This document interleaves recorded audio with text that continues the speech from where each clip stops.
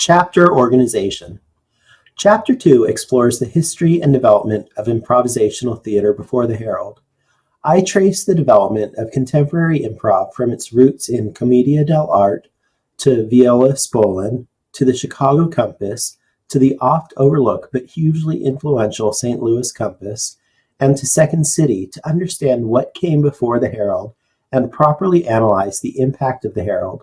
In Chapter 3, The Training Wheels Herald, I look at specific development of how and why the Herald came into being and chart the evolution of the Herald through the many currently undocumented house teams that experimented and expanded on the Herald leading up to the family in the early 1990s, a team that unlocked the Herald and moved it in a totally new direction. Chapter 4, The Flexible Herald, looks at the advancement of the form after the family, as well as the Herald's current role at I.O., including its central role in I.O.'s training center. Chapter 5 focuses on several groups and theaters that have reacted to, transformed, and combined elements of the Herald in their work. I begin with the Annoyance Theater, which in many ways was created as the antithesis to I.O. and the meta-narrative of the Herald. By juxtaposing their philosophy and performances against I.O., we can illuminate how improvisation outside of I.O. has been influenced by the Herald. I also look at the Upright Citizens Brigade, which was formed by I.O. alumni and uses the Herald as its foundation, but marries the Herald with a more annoyance-style aesthetic.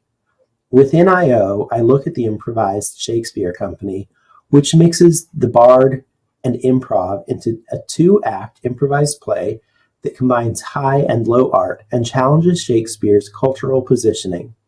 Building on this investigation, I conclude the chapter by analyzing the independent improv group Octavarius, which is emblematic of both the current independent improv movement as well as the cross-pollination of improv over the last decade.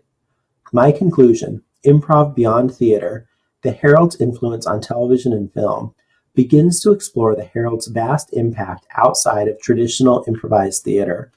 One of the keys to understanding how the Herald and improvisation have evolved is to look beyond traditional notions of improvisational theater.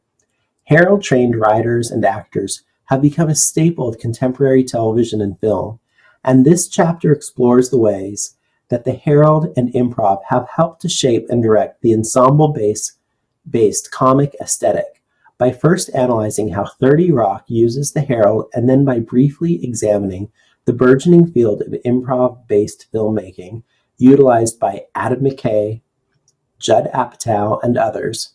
I finally worked to tie together the various threads from the earlier chapters and to demonstrate the ways in which the Herald has transformed improvisational theater from a games-based system of play into a philosophical system of thinking that not only revolutionized improvisational theater, but transformed American comedy.